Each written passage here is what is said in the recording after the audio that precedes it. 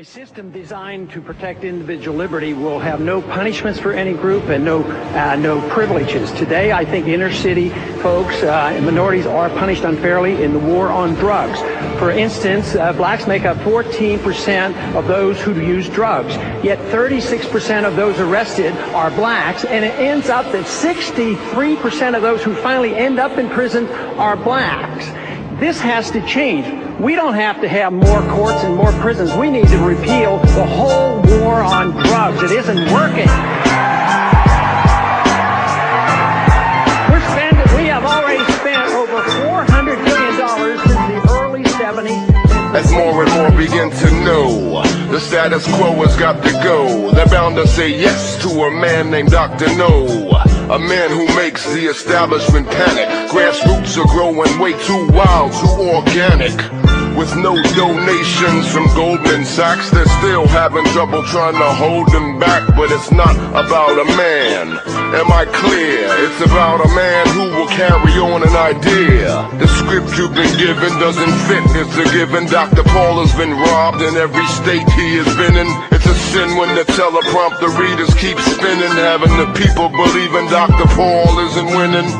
The smear campaign is wearing off fast. Exponentially, we are tearing off masks. The mass media ain't making it fair. Once we kill the central bank, we can take it from there. Paul, he's a statesman, so why do they hate him?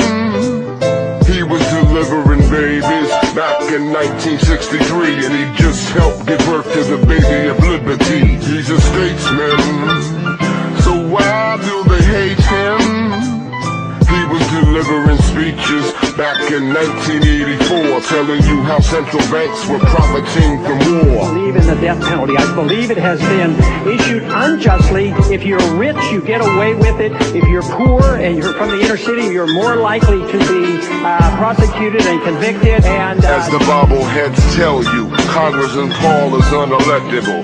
That's true when you approach it from a technical angle, because the media is being strangled, giving opinions of people as they fandangle. It takes two to tango and play the game. Thus the people are just as much to blame. The two parties should be fired and flamed, cause they're owned by the same cabal I won't name. Vote fraud's been proven by all reason. Tamper with the ballot, that's beyond all treason. Campaign season is but a comedy. The winner is the one who used bombs to spread democracy. They promise change and proceed to trounce your hopes. How can your vote count when criminals count the votes? Their funny money make the cluster bombs fall. That will cease if you demand Congressman Ron Paul.